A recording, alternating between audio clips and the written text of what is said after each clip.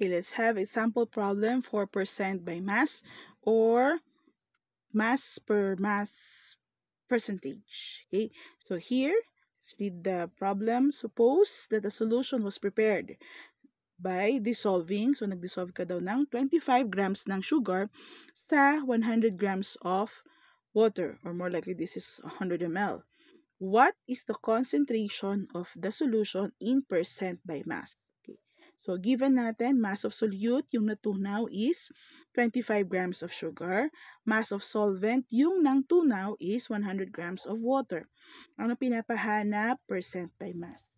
So, ang formula natin would be percent by mass would be mass of solute over mass of solution multiplied by 100%.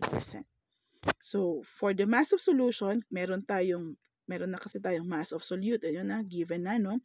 Pero wala tayong mass of solution. But we could actually compute for that, just like I had made mention in the previous video, that the mass of solute, mass of solution will be equal to mass of solute and plus my mass of solvent. So, pag-a-addin lang natin yung 25 grams and then the 100 grams. So, we have 125 grams of solution.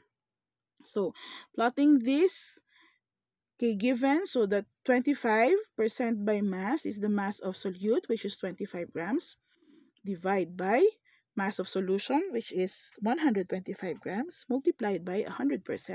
So, we're going to have 20% by mass sugar solution.